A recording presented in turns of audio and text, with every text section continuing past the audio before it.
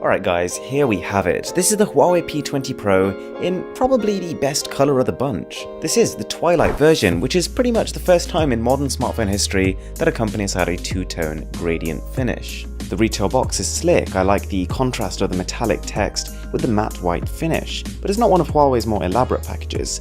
And the first thing you're going to see is the smartphone, which of course we're going to come on to in just a second, but let's see what's below that first. Following the insert, we've got a chunky box below that, which contains right on top the SIM ejector tool, and inside is going to contain some manuals in the final retail release. And thankfully, we've also got a USB Type-C Huawei supercharger, which in our battery charging tests was second only to the OnePlus phones, and that was only very slightly. Following this, we've got some reasonable looking earphones, but I wouldn't say it's close to what you find in the Galaxy S9 box. And the last item here is a USB Type-C to headphone jack adapter, because unfortunately the phone is skipping the headphone jack.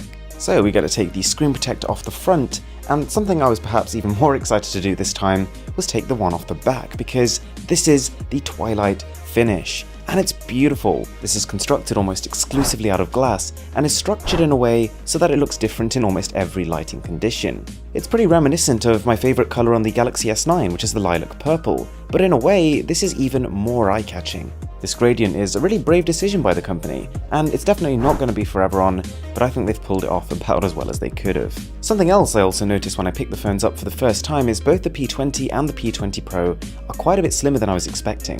And when you combine this with seamless curved edges, the way the back blends into the sides of the phone, which blends into the front of the phone, in a way, it's actually less interrupted as a shape than Samsung's flagship, which becomes even more impressive when you consider that they've managed to fit a 4000 mAh battery inside. That's more than the S9, more than the S9 Plus, and actually the same as the Mate 10s last year, which were much bulkier phones. This new glass construction also comes with the advantage of IP67 water resistance, but my only gripe with this finish are the fingerprints. And yes, you can expect fingerprints on any phone that has a glass back, but because of the shiny, reflective, metallic finish behind the glass on this phone, it's even more pronounced. Okay, so after my initial time spent with the phone, I can safely say the Huawei P20 has the potential to be a revolutionary smartphone.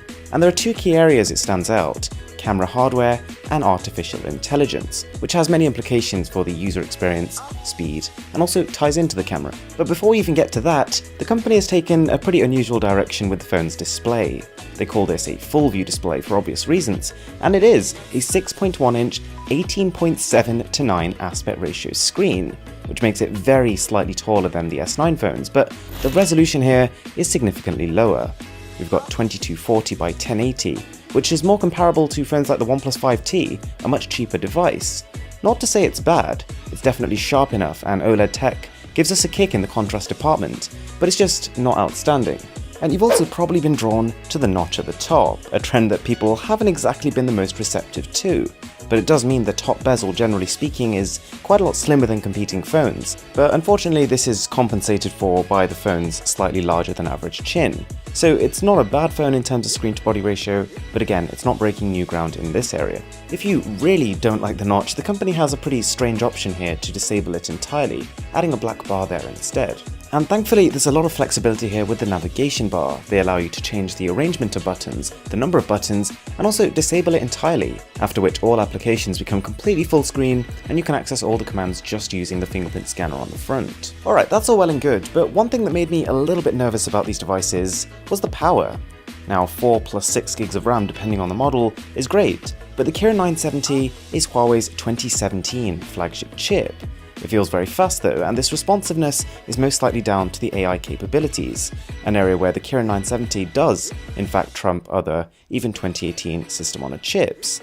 In its current state though, AI on these phones will only really help in apps that it's been programmed to, so you'll feel it in the UI, the camera, etc. But in terms of gaming performance, it will lag behind. Alright, now that we've touched on the camera, we've got to talk about it, because it's special both in terms of its hardware and its software. And as you can probably tell, this phone is a world first. We have not one, not two, but 3 rear sensors. We've got a 20 megapixel monochrome one, a 40 megapixel RGB sensor, and also an 8 megapixel telephoto one. Okay, whoa, let's just back up a second, because yes, this means, number one, you can take 40 megapixel photos. Number two, the telephoto lens gives you up to 3 times optical zoom effectively. And the P20 Pro is also packing 4-in-1 hybrid focus, which sounds excessive for a smartphone, but safe to say this phone feels like a machine gun in terms of how fast it can capture photos. But it goes further because the camera also has a software aspect, which takes AI, as seen in the Mate 10, and really starts to flex itself a little bit.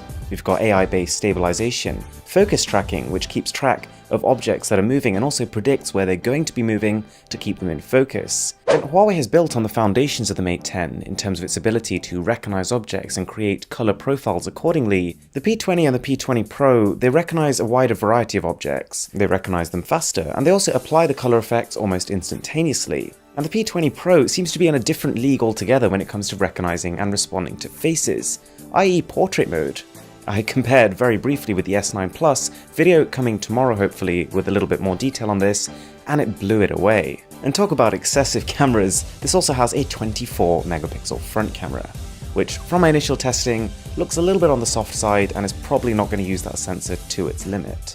Alright, so as you can probably tell, we've barely scratched the surface of the Huawei P20, but as a bit of an initial summary, Huawei is pitching this phone as a fusion of art and technology.